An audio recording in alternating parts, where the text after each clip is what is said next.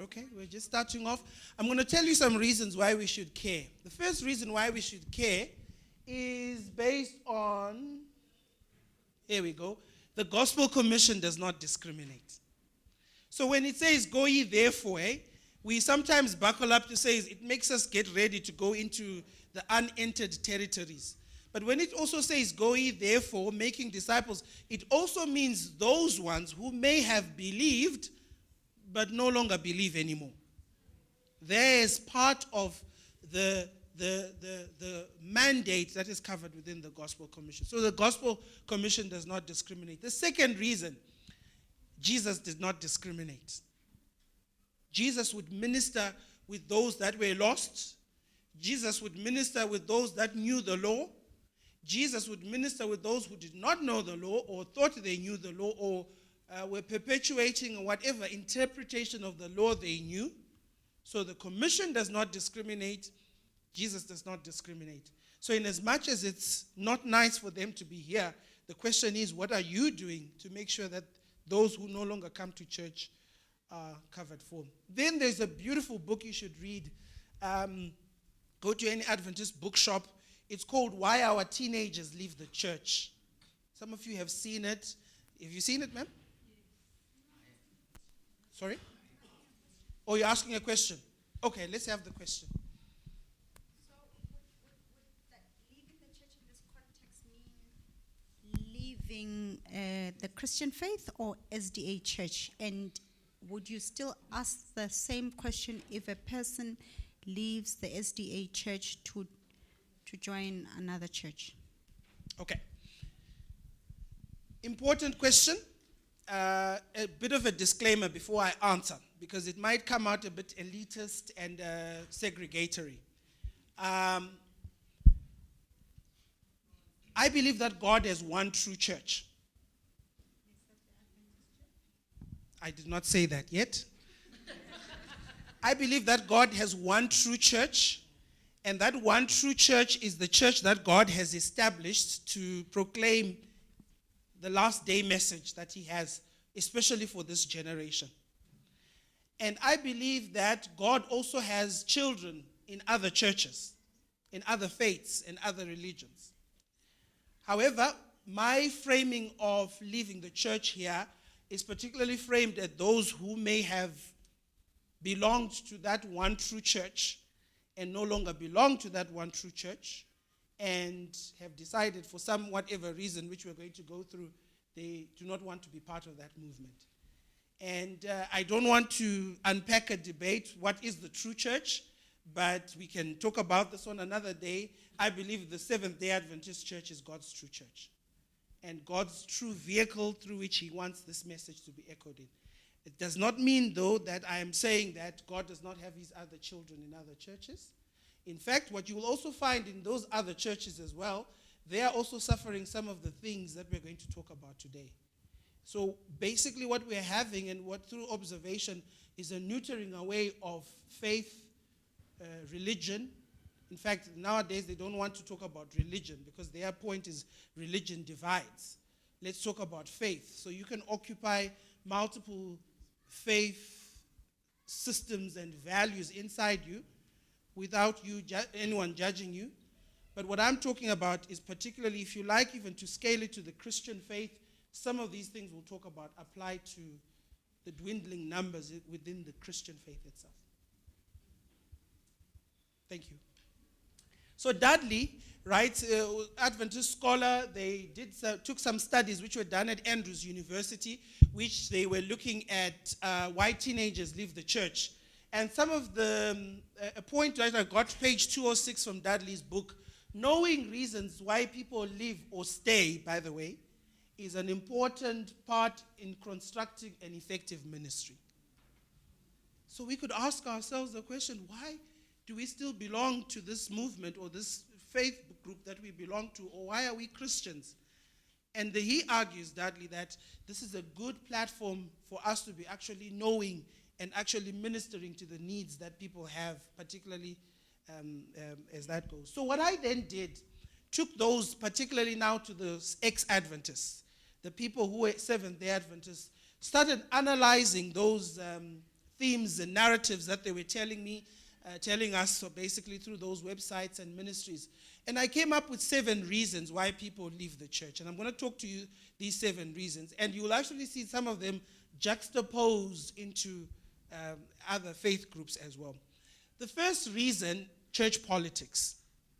Surprise, surprise. When I was doing this presentation 2 years ago in the Eastern Cape, somebody then came to me afterwards and expressed a story to say, do you know, I stopped coming to church for 5 years because my grandfather was worshiping at Bethel and had been mistreated so badly by the administration at that time that the anger just cascaded through the whole family line, that we all decided that we were not going to be part of the church. We would still worship at home on Sabbath, but to congregate with those people because of what they did to my... And for all through their ages, as a young person growing up, they had to go through that experience of anger, an institutionalized anger within the family. Of course, some of the stories here have to do with certain positions the church takes on certain issues. Don't want to preempt something, but for instance, ordination. Some people have made it clear that if the church is not going to ordain, they are going to pack their bags and go. Some people in some of those narratives, they were talking about even politics around governance issues, even politics around interpretation of doctrine. Gentleman died recently, Desmond Ford. I don't know, some of you remember that name. People narrated experiences, or even one person even said that, well, maybe David Koresh with the Branch Davidians was not wrong after all, because they went into the mountains and they had a huge shootout with the American police, army and so forth, but the whole thing around it. So there's this perception and this prevailing thing that churches, we know it, is a very political terrain. It is not enough for some of us to just believe that everything that happens on this pulpit is spiritual. There is also an injection and an infusion of people's personal viewpoints, personal ideologies, and personal ways of how things should be done. It might not happen here at Calvin Church, but in some of the churches where I have worshipped, politics exists. Politics exists in even how the church is run. Some people may not agree, and that then issues out into aspects of conflict between members. The second reason, and we'll talk about this when we talk about postmodernism, is this idea of spiritual emptiness and searching. I am still empty when I go to church on Sabbath. I'm still searching for something when I go to church on Sabbath. Therefore, you know what? What's the point? What's the point of continuously expecting that this place is going to be a place that fills me up, and yet every time this place is a place that drains me, is a place that continues to have these types of answers. Now, I've spoken to some young people about this issue, and one of the things that it stems from, the idea of emptiness, it stems from, we'll talk about it later on, issues of programming.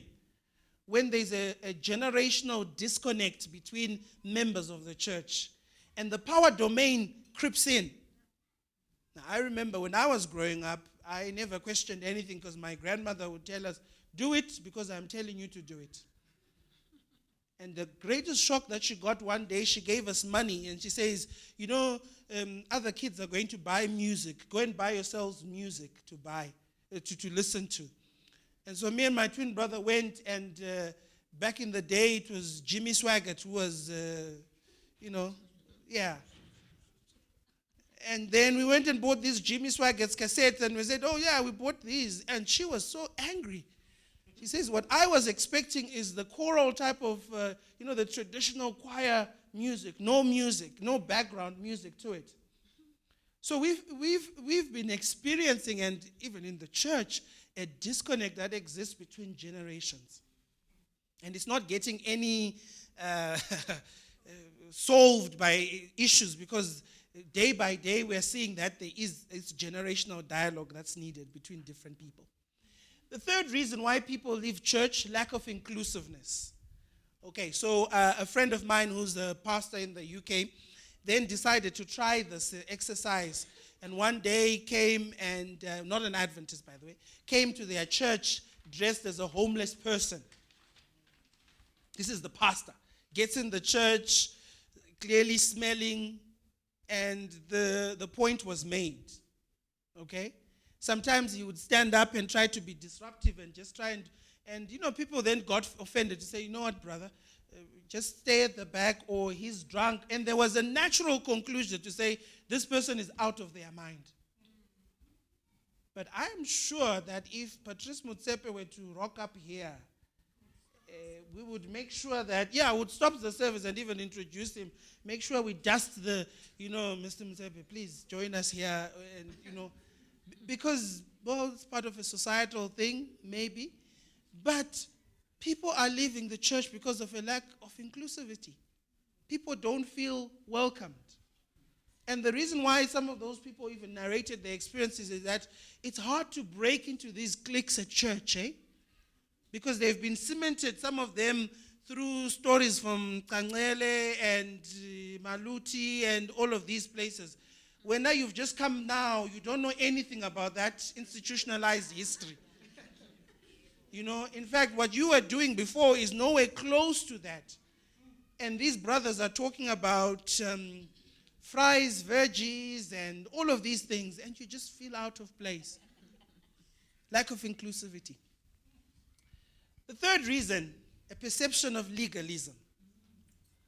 That people decide, I will not be part of this church because there's a perception that this church is legalistic. Now, if you like, we can go into defining terms and concepts, what we mean by legalism. Often, sometimes, some people can run away with one end of the stick just to justify a particular position of their own. And sometimes it's a perception. That's why I put the word perception there. Because what you might view as a normal part of a typical Adventist behavior, somebody might view it as a bit extreme and legalistic in nature, going with an emphasis of losing heart of the person and emphasizing on more of the ink to say this is how things should be done. So there were perceptions among some of the people around legalism. Then hypocrisy amongst the members was another reason. So the preacher stands up next time, looking unto Jesus, the author. Well, some people are not only looking up to Jesus, they're also looking at you, because they also want to see Jesus in you, right? But then later on, one preacher tells a story of a young man who was caught in a little bit of a conundrum. And the story goes that this young man was a Seventh-day Adventist, and he goes drinking with his friends. And as he's drinking with his friends, they are enjoying themselves, and then he gets drunk. And the barman says, you know what? Listen, I'm not going to let you go home and drive. You know what? You're drunk.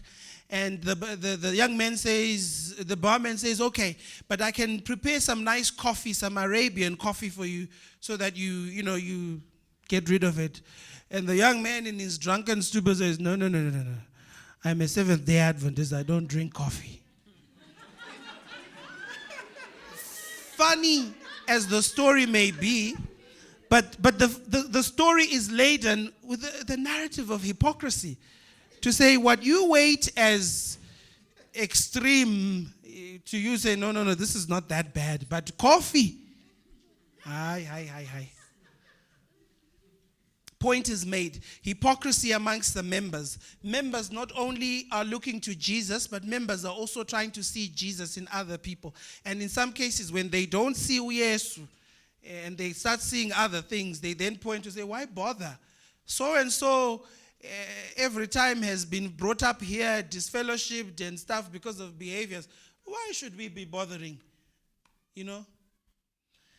Number 6, issues of programming. This is part of this generational dialogue research I'm trying to do, that we need a generational dialogue. And you guys did it beautifully in the past couple of weeks with Diary of a Millennial. I can tell you as an outsider, I was standing from the grandstands and just enjoying the comments. and it's unfortunate because some people try to cut a part of that series, and then they just transmit it.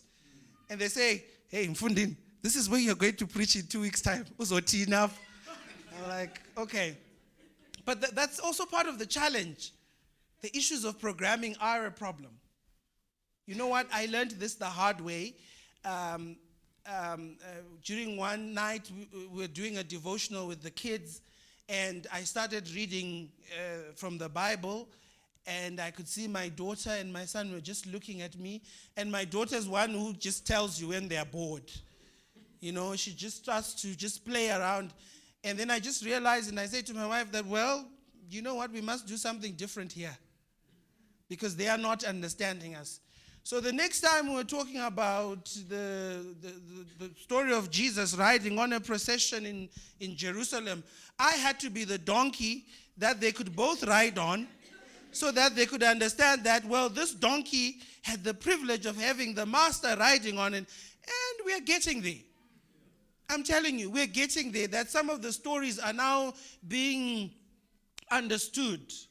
And the other day, my son was telling me, I don't know if some of you have heard of The Star. It's a retell of the nativity story. And part and parcel of this is the issue also, if this can happen in the home, imagine what is happening in our churches. In our churches where we are used to an order that must be followed as it is. And if it's not out of it, if you go beyond it or no modification, we have a challenge. And that's the challenge that some of these people express, the issues of programming. Some people ended up saying, I couldn't find a church that was friendly towards our needs as parents with kids. And the story goes on. Then number 7, competing interests, which is the more dominant one, characterized by the world that we're living in. Some people end up not coming to church because there are other interests that are competing with them. They have to work on Sabbath. They are working on Friday night and they can't come to church because they'll be tired. Some competing interests are competing interests that have to do with even the schools our children attend, where they have to be in certain sporting activities, cultural activities, and as a result, what ends up happening is that those events and issues start to compete against coming to church and what we understand as the order of worship. So that's first part. That's the first segment. Basically, I've told you 2 things, why people leave the church, and if you like it, you could also tell us, maybe you can tell me, why have you stayed in the church? Because you have not left, you're here. I'm assuming you're here. Why have you stayed in the church? I'm a pastor's wife, you must also... True. You have no choice. I wish the microphone could be... Okay, captured. Any other reason why? Church was full in the morning, eh? Yeah. Okay, there's a hand here. Another programming issue? That's not why I'm here. I'm just saying I personally think having been exposed to... So I wasn't born an Adventist. Yeah. I felt like this church, from a biblical point of view, makes more sense than the other. So the truth of the church is what made me stay. Okay. All right.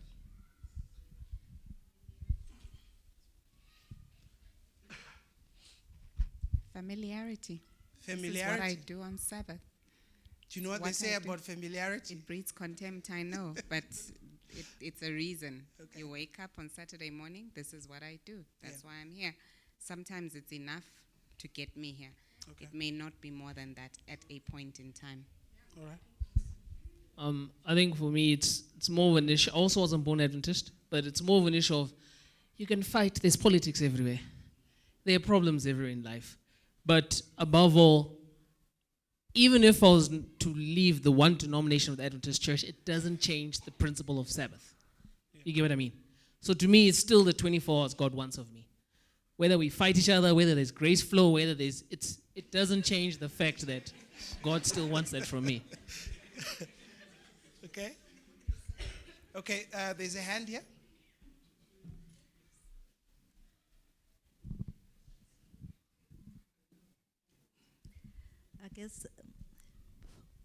I guess for someone who was not born an Adventist, for one to still be here after 18 years, it was a personal choice. It was not an emotional choice that can be hindered by one of these reasons you were mentioning. When I didn't see Jesus in people, when I saw, what is it? When someone is not true, hypocrisy, I think everyone has seen those things. But if you have made a choice, not an emotional choice, but you have applied some mind to the choice, then it sustains you up to now, yes. All right. Okay, so the next part now, I want to apologize, is a bit academic. I will try to infuse a bit of implications to the Christian linkage, and particularly to us. I want to introduce a concept, which is the concept of postmodernism. I'm not really introducing it. In a way, all of us have been exposed to what postmodernism is, whether we like it or not, and I'm going to show you some of the ways in which postmodernism manifests. But what I want you to do cleverly is to try and flip it around. Instead of you being told what postmodernism is, ask yourself, as a member of Calvin SDA Church, what ought my response be to the context of postmodernism? Okay? It's a lot easier and more empowering if we do that than to just be shocked here at what postmodernism is, but if we're not going to come up with some solutions. And I'm going to give you some examples based on the experiences as an academic, those things that I have experienced within the context of postmodernism. So let's start with some reflections. There's and unfortunately you won't be able to see this, but I can make the slides available. I took some comments from some people. There's a beautiful hymn called The Church is One Foundation. I think there's an ensemble that is singing it these days. And I want to start by reading this because I just think that it is so empowering to what the church ought to be. The church's one foundation is Jesus Christ, her Lord. She is his new creation by water and the word. From heaven he came and sought her to be his holy bride. With his own blood he bought her, and for her life he died. Mid toil and tribulation and tumult of her war, she waits the consummation of peace forevermore, till the vision glorious. Her longing eyes are blessed, and the great church victorious shall be the church at rest. Beautiful. I love these words because despite all of this that is happening, I want to say to you, the church is going to become victorious. John saw a victorious church. John saw a victorious people. So what you and I have to go through may be a little bottlenecks and troubles of the last couple of days in the world that we live in. And then there's also a passage that I like, 1 Corinthians 3, verse 11. No one can lay any foundation other than the one that has been laid. That foundation is Jesus Christ. Now, I like this verse because the verse positions Jesus Christ. But what I like also about the verse is that I think the verse also promotes that if there is anything that promotes Jesus Christ, it should not actually be fought as antichrist. It's part of the challenge we're having. Why does the gospel have to be retold in these William Scobie Bible texts where they are narrating and it's in these dramatic voices? Why are you doing that? You're dramatizing the Bible. You're actually bordering on the lines of blasphemy. Or you can have people who will say, well, why do we have to be prescriptive in certain forms of behavior around how people behave? Jesus would never have behaved like that. Jesus would never have owned an iPhone if he was here. You are going to go and buy an iPhone. That is wasteful, you know. You can get people who think like that. I like this verse because the verse merely says that for as long as that thing that we are trying to promote promotes that foundation that is Jesus Christ, that thing is not Antichrist. Now, I can take it a bit further. That thing can include an individual. And this is where I want to come to you, ma'am. If, for instance, a person who may not be a Seventh-day Adventist, but is singing about Jesus Christ and promoting the gospel as we know it, that person should not be relegated because they do not belong to the Seventh-day Adventist church to say, what value could they speak of? Remember what happened with the disciples. The disciples came and said, Jesus, we want to report. We went on an outing. Okay, what happened? Well, we saw these guys who were preaching, and we do not know them of anything. And we rebuked them that, hey, stop preaching because you don't know what you're talking about. And Jesus ended up rebuking the disciples themselves. The second thing, power, system. And I want to stop at the fourth one, ideology, paradigm, or perspective. We're going to introduce you to a couple of ideologies that are some a threat to the Christian faith and some really we need to think about. If you look at it, the threats facing the church, the first threat, according to Gerard Longshaw, who's a famous blogger within the Christian sphere, the first threat that this church that has one foundation, it faces the threat of not meeting regularly enough as a church. Now, I stopped and paused a bit, and I said, well, the presence of the church meeting regularly does not mean the presence of the Spirit of God amongst the church members. So you see that conundrum that we're caught in relevance, the church of relevance or a relevant church, is really coming up somewhere here. Another threat he spoke out. We face the threat of self-centeredness. And allow me to say, you can meet people at church who are self-centered. But it doesn't mean the whole lot are self-centered. So anybody who comes and then bases their decision to stop coming to church on one experience of a self-centered individual to say, I will never come to church, then the formula is really changed there. Third one, we face a threat of being thin on the Bible. That one, we could agree that perhaps maybe the generation that we are living in is not as introspective to the Bible as the previous generations. And some have come with new modern forms of trying to solve this dilemma. And yet alone that those new modern forms as methodologies or techniques have also been attacked as part of not being cognizant of this generation that we are living in. So I want to introduce you the concept of postmodernism by looking at it from the different perspectives. Anybody who makes these magazines or anything on the front cover, it means that it's a topical issue. Time magazine is God dead? God is not dead yet. Christianity Today responded. And then I like this one from, I think it was Time again, who owns the truth? And that's what postmodernism is really about. Postmodernism is about a battle for truth. It's about a battle of trying to ascertain that we are in a world where what you might call truth may not necessarily be deemed as truth by somebody else. And I want to share with you some definitions around that. John Ray, celebrated postmodernist, has this to say. Its central doctrines all seem to spring from a denial that there are any rules for anything. How do I know? Well, I can tell you that if any political leader, or even from this pulpit, if I were to say something about a certain lifestyle practice and this video goes viral, I know I will be someone to say, well, you are being A, B, C, and D.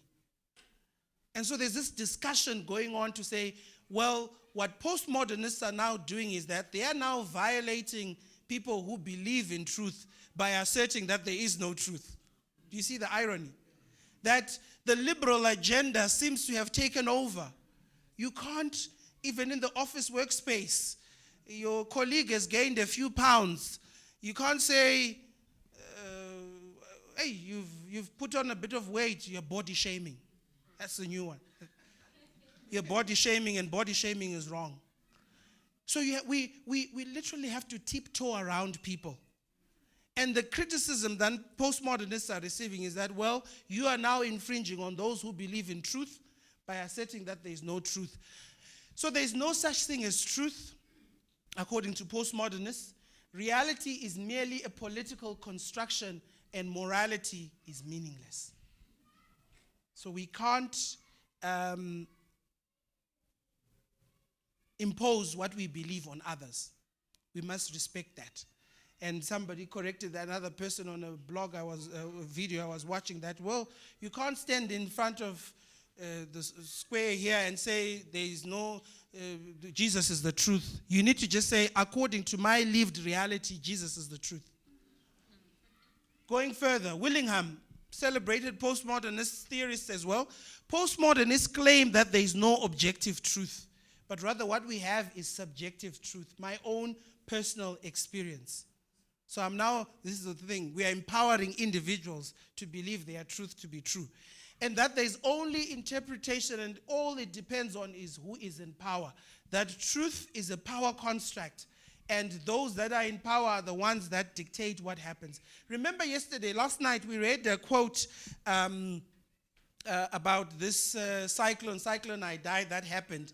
And one of the persons who was reflecting said that, you know what, it's unfortunate that the people who are suffering in this cyclone are suffering because of the acts that were done by people in the global north. So the global south suffers because of what is happening up there. So it's really a power dynamic as well. So according to postmodernists, we are so biased by our race, class, gender, we could even add religion, that knowledge is impossible. Postmodernists allow freedom of speech. They allow for that expression because it's also one outlet that they believe is an important outlet called the agentic power. So they then allow for those who share a leftist political views like feminism, affirmative action, free enterprise against those who share the view around socialism. They hire and fire on the basis of ideology rather than scholarship. And they try to prevent speakers of views they don't approve appearing even on the campus. Because any view which is extreme on that one side of the coin is really a view that does not support that. Now, postmodernism has its own brothers and sisters, which I will introduce you now, and some would argue. Let's start with the second one. It's called empiricism. The idea that truth can only be truth if there is evidence to show for it. So you know I exist because you've seen me. But up until today, if somebody told you that there's this guy who's A, B, C, and D, well, he's just another person.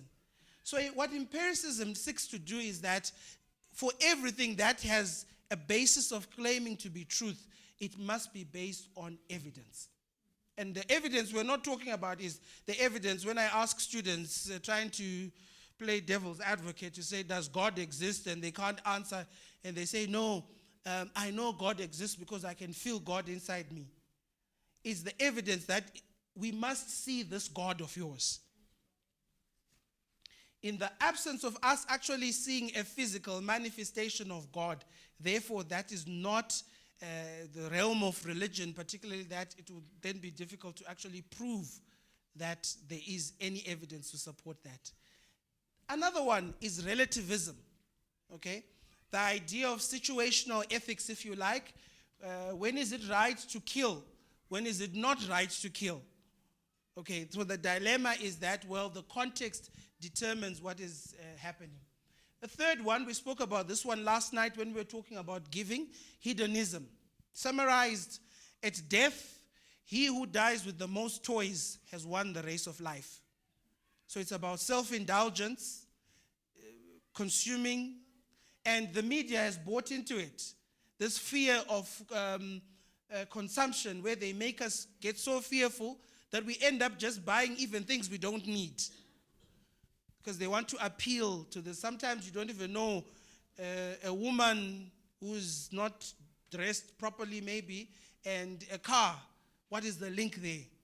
But she's there and she's pointing towards the car. and next minute, consumption starts to happen of the car, buying the car.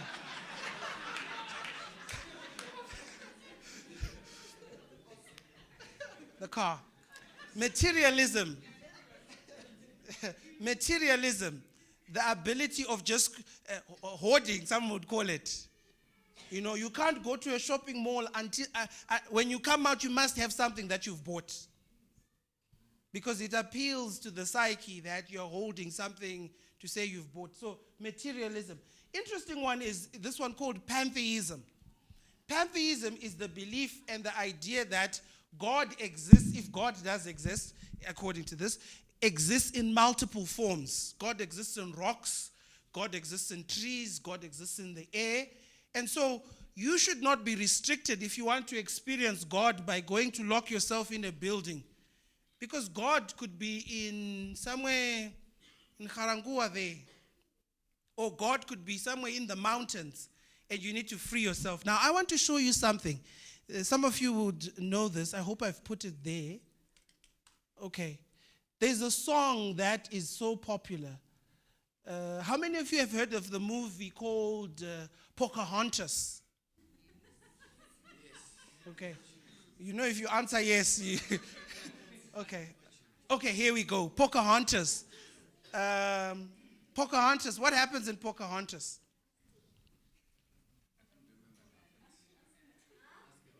Do you know Pocahontas?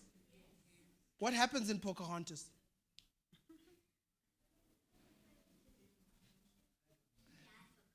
You forgot. It's the safest answer.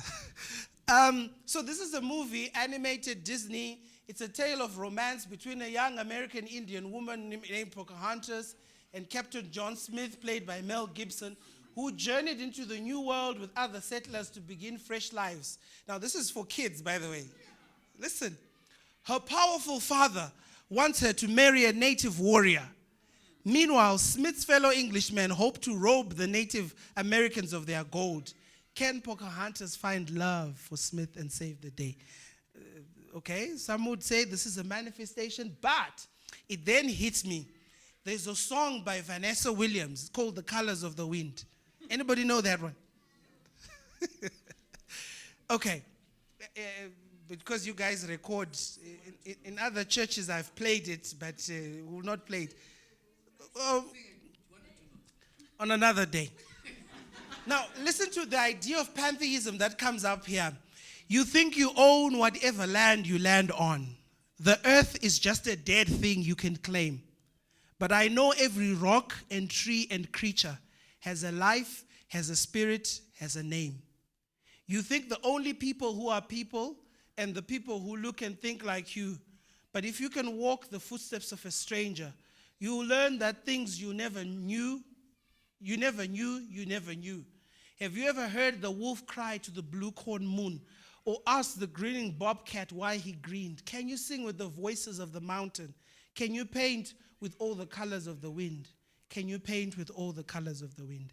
I could not think of a greater example of a piece of work that pushes this idea of pantheism. Because what it does here is just positions that God is in everything. God is in the sea, God is in the sky. And if you read further, actually, the book Patriarchs and Prophets, that's right. The story of Noah. One of the reasons why those people were destroyed was that they ended up, being consumed in this idea of actually positioning the creation of God as a God and not looking to God as God. Fascinating. Of course, it takes other forms of pantheism. I want to show you the movies that we watch. You recognize some of them? Or even if I say that famous line from that movie, I keep seeing dead people. Do you know that line? Yeah. What movie was that? Sorry? Somebody said it. That's right. That line became so popular and synonymous with that movie. So postmodernists are then saying, do not trap people in thinking of this one viewpoint of thinking. there is multiple realities. Neo can go through the buildings, can dodge a bullet as it comes by, can even stretch out their hand. And let me tell you, a fascinating link is actually happening, to actually make a link between the video games that children are playing and also the shootings that are happening, particularly in the American society. Michael Moore did a whole documentary on that, trying to examine what happened at Columbine, where a student came into the hall and then shot people. And when they investigated that, they thought, you know what? The extra life. There's always an extra life. The belief and the obsession that what we're seeing here is reality. Because this is the truth as positioned by whatever thing that we're looking at. So, the issue now, we've looked at what postmodernism is all about. The issue then for me, as a scholar and as a parent, a brother to people, is to say, should we care about all of this? And I believe that for an effective ministry, remember Dudley, for an effective ministry, we need to know what is happening out there. Gone are the days where knowledge or information becomes owned by only a select few people. We need to empower ourselves to actually knowing what is happening out there. And I want to tell you why we need to do that. We need to do that because out there is where the mission is. That segregation we're talking about. Gospel Commission, we need to go and reach those people. But equally important, we are not going to reach them unless we understand how they are playing out there. So somebody then comes to me and blasts me and says, well, you're being irresponsible.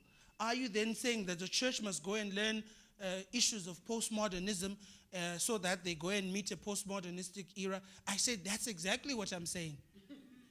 There is no way that if we are to hold on, and this person then throws a quotation of Ellen White at me to say, only the method of Jesus and Jesus alone shall be effective in reaching this generation. And I said, you know what? Context is everything there.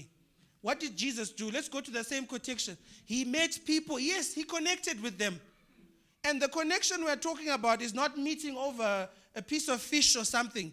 If it means on one night you have to go and sit and listen to somebody as they are eating their pork and you're trying to minister and reach out to them for the sake of the gospel, then do that. If you're going to trap yourself to say, I will not even come close to you because you're unclean, then you're running the risk here of then neglecting what the mission is about. This is why we should care. The first reason why we should care or why we should be concerned about this is all of us need to be enrolled in this class of Apologetics 101. Apologetics is this idea, not to say you're always apologizing, but it's a defender. My sister in the Sabbath school, activist, I like that. We all need to be activists for the gospel. And our activism for the gospel is not going to be limited towards defending, remember the Sabbath day to keep it holy. But it must be embedded within understanding the social nuances of people. There is nothing so offensive to somebody who is trying to work on Sabbath and you keep on shoving that verse to them. You are sinning because it says, remember the Sabbath day and keep it holy. And you've got no creative solution whatsoever to try and minister to this person. But your only response is to say, this is what the text says.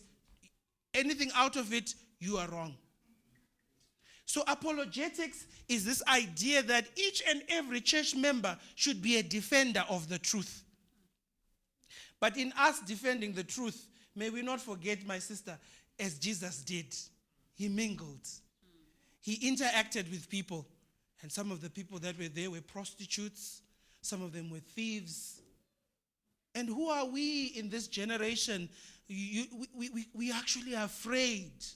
I sat next to a gentleman one time when I was on a flight. I could smell, this guy has been smoking. And just before the plane lands in East London Airport, as soon as it lands, he gets out of his seat and he wants to go and says, okay, time to go. And you could see he's troubled. And I started talking to him and I said, look, yeah, but what's going on? And he says, you know what? the drugs are the only way that I can control myself to be a better person right now. I want to stop, but in the absence of anything else, really, I am stranded. I've got no other solution. And now where you come, you're blasting the brother. You're not understanding the nuances and the difficulties and the challenges that they go through. A defender of truth, a defender and an activist. I'll take that as a point from this church, an activist. The second reason, this is the passage where Peter and the apostles answered, we ought to obey God and men, but we also learned that there was also the necessity of interacting and mingling with men. The second thing we need to do also, I believe, is to prioritize things.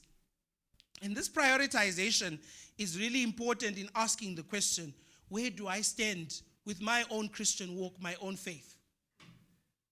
Ma'am, you were very honest to say it has become routine for us to gather and not question that. You know, sometimes I'm just getting in the car, leaving, and say, oh, we're just going to church. But I don't feel like it. So we ought to be constantly engaging in a form of personal dialogue ourselves to say, what are my priorities? What is it that I have believed that I'm getting myself into? In getting our priorities right, we need to be a loving church. The attrition rate that happens by the number of people that leave the walls of the church, the doors of the church, is shocking. And sometimes, perhaps maybe, some of us have become vehicles through which other people leave the church. I hope I've not offended anyone. They've become vehicles. And that's one prayer, and one brother shared with me that I pray that I'm not a vehicle through which people leave the church. So let us be a loving church. Let us break even the cliques. When you see somebody who's trying to get into your clique, accommodate that person. Okay? Depending on the nature of the conversation, of course, if they are not part of their business, I understand. But if it's an issue that really you could say, let's accommodate this person, we need to be a loving church. Involvement in the church is mandatory. I saw a young man who was just drumming here. I loved that. I said to myself, this is a good example of what we ought to do. Let him do what he's doing. At least he's in the right space and the right place to be doing that.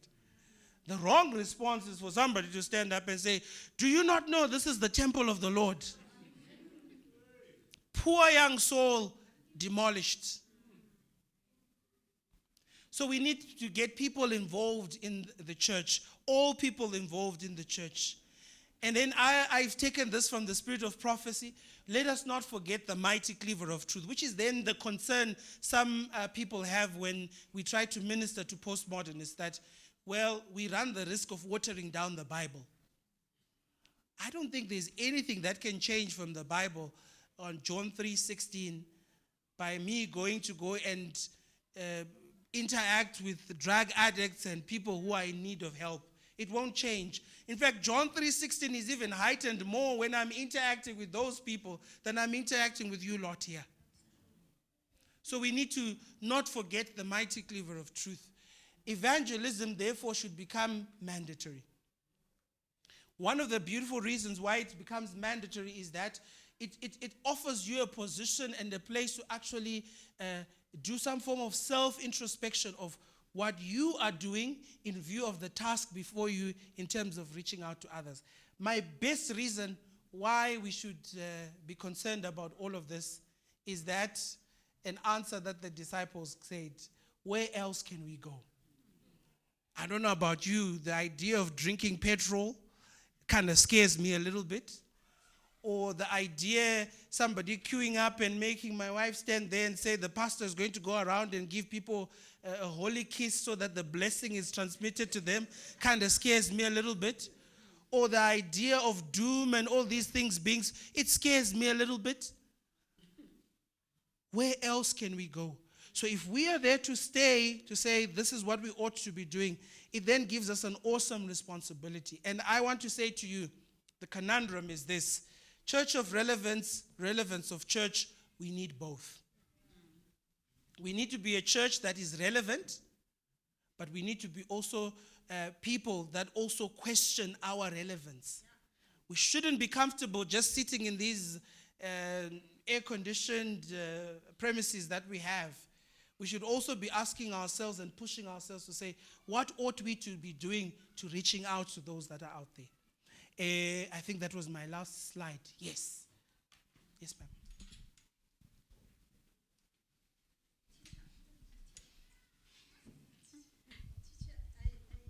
I apologize, but I think before you said what should we do, Yes. you spoke about postmodernism. Yes. Now, I'm not approaching that from an academic background because I'm not in a position to do that. But one question I've always asked myself is, what is the difference between postmodernism and the present truth, Okay. which is something that we subscribe to as a movement? Okay.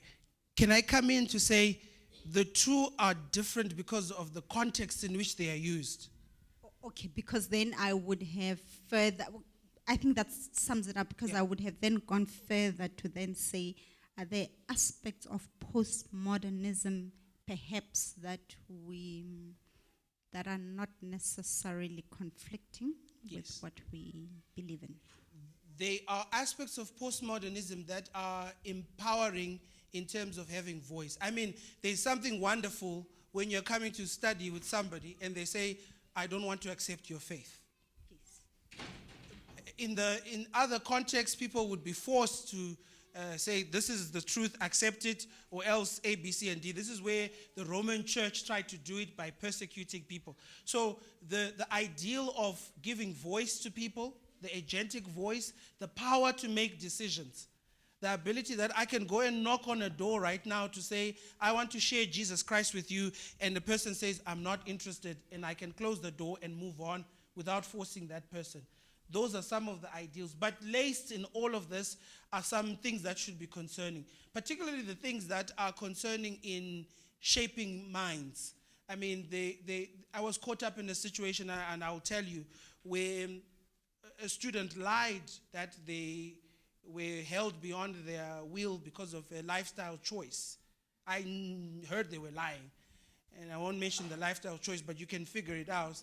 And so they said they were praying for me because these religious people wanted to remove this lifestyle choice that I've got. And then I said, okay, all right, so that's why I didn't come to your class. And I said, okay, I could have done two things there. I said, you're lying, let's move on, repeat the course next year. And I said to the student, well, I'm going to give you a chance to write. Because the contrary to that is that the Star on Monday would have written a lecturer accused of being whatever the word is, because there we go, yeah. And that's the point, that we basically, as Christians in the current era, have to tiptoe around people now. For instance, we can, in the past, in this very church, the Adventist church, we would use the word crusade freely. Ikoni crusade, that is happening. But that word has other meanings and connotations that are not nice to other people. That if you then knock on somebody's door, like we're having a crusade, they were like, no, I know what a crusade is. I know what was the result of those. So there are aspects that the church can empower itself by understanding in the current era to have a position where at least they can move forward their agenda.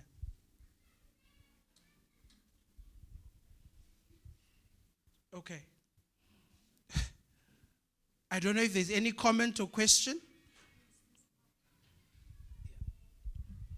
I like how you frame the topic. Yeah. Yes, I like how you frame the topic. You know, one of the major issues is that we are stuck within a church which has its greatness in the past rather than in the future. Yeah.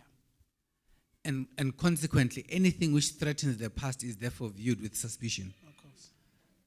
Now, how do you then, using the length of the past,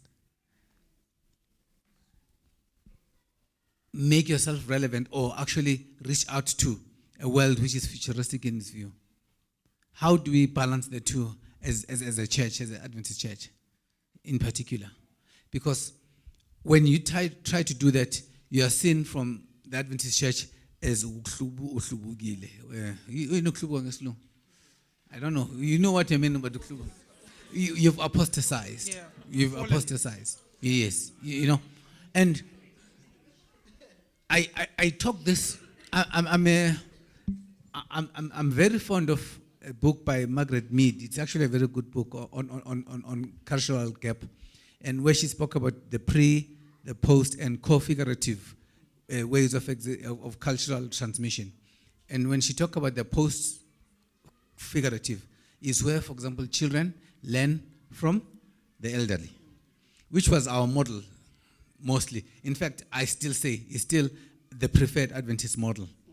And then she talked about the co-figurative one, where they learn from each other. And then she talks about this one, which Adventists don't like very much, the prefigurative, which parents learn from the children. And it's something which I think is things we're grappling with. And I'm saying to myself,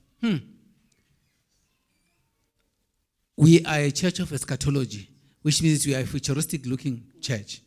Yet, we are so much bound by the past. What happened? Yeah, I'll come back there. What I want to say is that that's the point about generational dialogue. You know what has humbled me is being a parent. I'm telling you, I had my own viewpoints about how certain things can work out and happen. I've actually seen that I not only have people watching me, but they are also critically engaging. And at the right moment, they come to you and say, look, ABC is not right, or what is this? Explain all of this. And sometimes the wrong approach is to silence them based on power. You know, we spoke about power now. I'm the parent, you're the child, listen to what I say. I mean, we spoke about that outside with some of the colleagues here. So the issue is that a dialogue is needed. But part of it is also a new form of awakening that is happening, which I believe, and I'm still researching, so don't quote me on this one, is the emergence of the African identity to all of what we believe in within religion. Now, I'm a bit conflicted because there are some things I'm not sure. The other day I saw someone do something and say, no, this is Africa. I said, okay. Yeah, but at the same time, it worries me that when I go to my ABC in Port Elizabeth there, I don't see any African authors who are writing. I have to read a book about spiritualism, the author Clifford Goldstein. I have to read a book about growing in faith, Dwight Nelson. And where are our scholars to actually be engaging critically in some of these things? And it's a responsibility, I believe, as we try to shape the narrative of the past, present, and the future, by critically engaging to say, where is our voice in all of this? We are a suppressed voice, and I will not only say it's a religious thing, even in the management sciences, where the field I work in, how many of our brilliant professors who are of our skin are standing up there to say, I mean, as one political leader does, you know, they are not pushed to the key clusters because there's this fear that it does not inspire confidence to have. So we must have some form of a critical engagement around advancing scholarship, particularly getting our people to know some of these things that we're talking about. Fundisi had a hand. Oh, okay. Yeah, sorry, but Pastor, presenter, professor. Oh, it's all P's. Okay. You know, this issue of, as you put it, relevance of church and the church of relevance in this kind of era. And you started off quite well when you're talking about what causes the young people or how are we losing people in the church and so forth. I think the gap widens with every single day. And I just want to touch on what Elder Mandla was speaking about, looking at the past and the type of church we are. I'm not even going to say the type of church we have been. I think the world has moved on, and there's this huge gap. I mean, one simple thing, I was driving in the car with my daughter, and I mentioned something about this woman, this and that and that. And my child was saying to me, Dad, have you heard of this term gender neutrality? where we don't speak about she, he, we say they, even if it's one person. And she went on about the insensitivity of not understanding that. And because of how insensitive we are, we end up with labels and labeling people and so forth and so forth. And this is this whole postmodern era, and this is the environment in which they live in. This is the environment in which they are taught.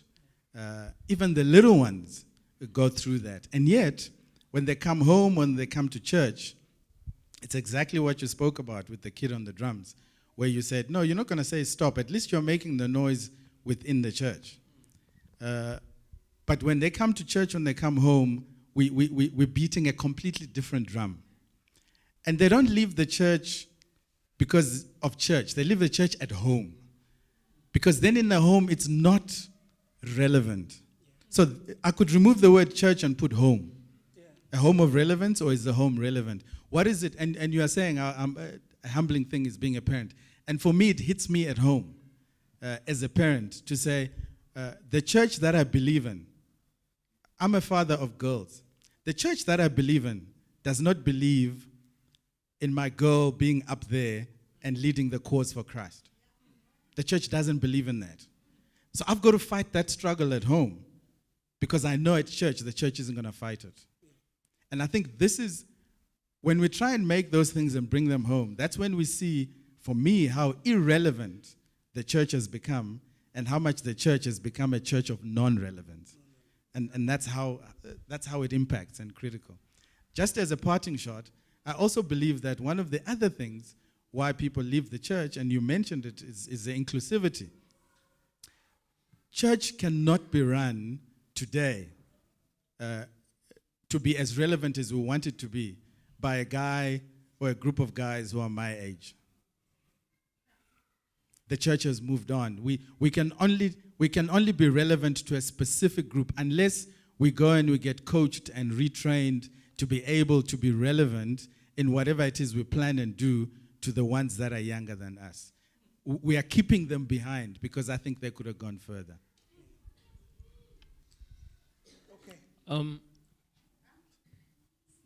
Okay, so my comment on this is to say that, firstly, my understanding of the Adventist Church mission, I think we kind of messed a couple things up, similar to Christ, what we should have done what Christ did.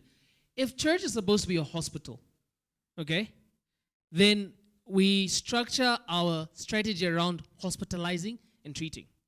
Now, follow me correctly. Why is it when there's a crusade or a week of prayer, how many of you can actually invite your friends? When there's a week of prayer or something at church, how many of you can actually invite people? Is the fire burning so much in church that you actually want someone to come be with you here? Like, seriously, I have friends who go to other places. I'm like, yo, if I invite you to my place, how is that person going to benefit? Now, speaking as a youngster, we organized that Diary of a Millennial. If people have said, guys, I know the 3 angels message, I know Christ is coming, but I don't have money to pay rent, that's why I live with my boyfriend. Help me address this issue. People are standing there saying, I can't stop sleeping with other people. Help me address this issue. Christ is coming, we know, but how do I address the day-to-day point of need? And as a young person, I actually feel if this church specialized in just dealing with social home issues, I promise you we'll be the salt of the earth. Because you understand that the house is fine, the kids are fine. So you know when your child goes play on the swing, meet other children. You know when dad goes to the conference, meets other people. The salt of the earth is spreading because of how we've just nurtured each other inside. We wouldn't be having to take Bibles and conferences, everything.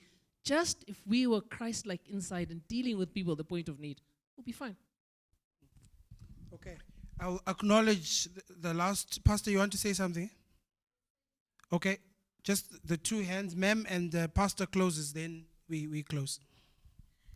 For me, it's actually just a question. So, do you remember when you started your presentation, you started with 7 reasons why people leave the church?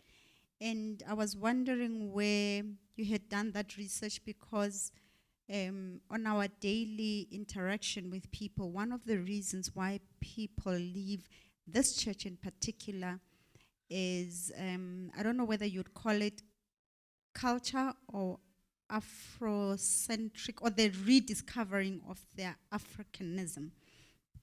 And I was wondering whether you have come across that, where people say the church is okay, biblically they are teaching what sounds okay, but it does not talk to me as an African.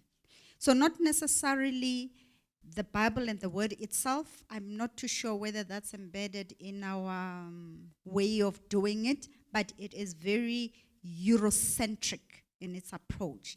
And therefore, a lot of people who are trying to find themselves within the religious space don't relate to the.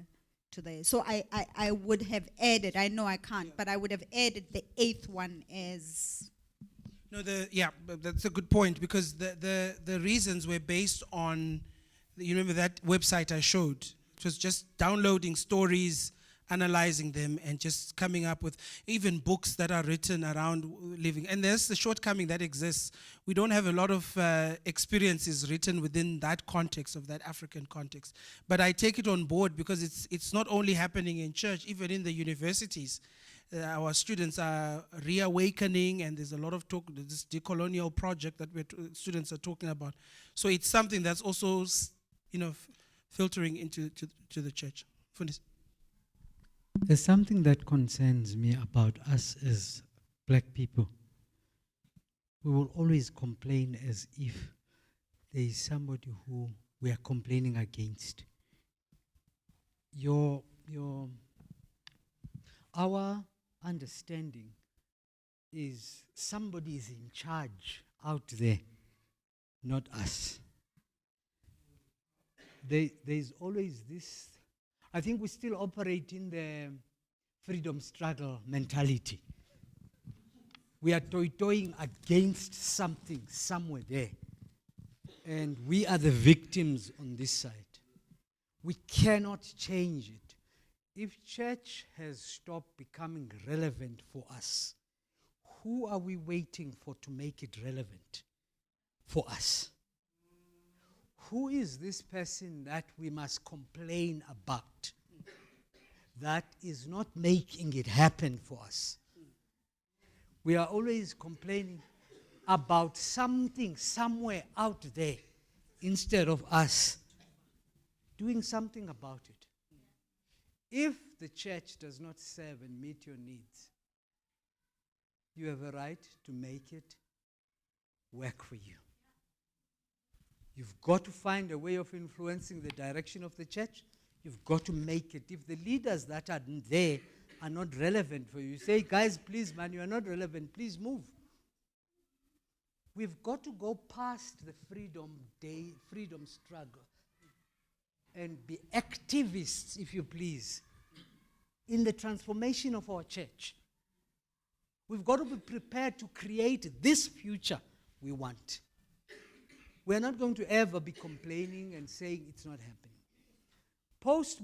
We've gone past postmodernism, by the way. We are now in postmodernism, which is the revisions that you are proposing, some of them that were postmodernism is itself critiqued for rejecting those that believe in the truth.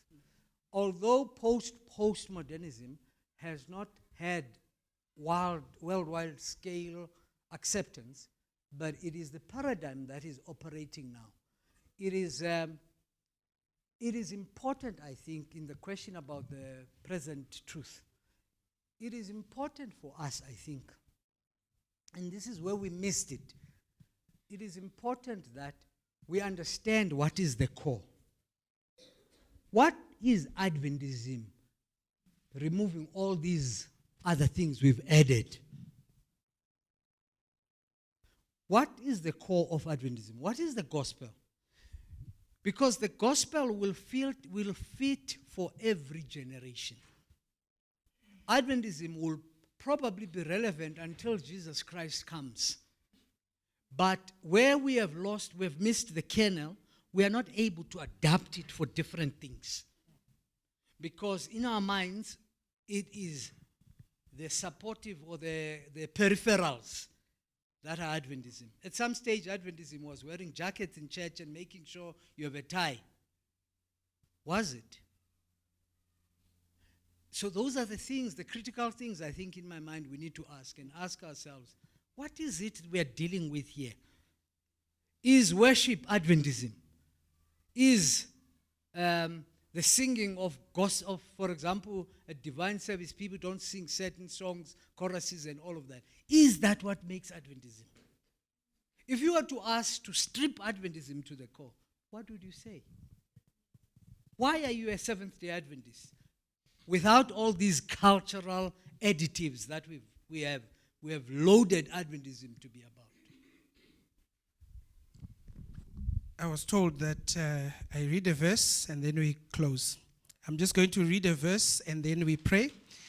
2 Corinthians 4 verse 7. But we have this treasure in earthen vessels, that the excellency of the power may be of God and not of us. And verse 8, as an encouragement for you, we are troubled on every side, yet not distressed. We are perplexed, but not in despair.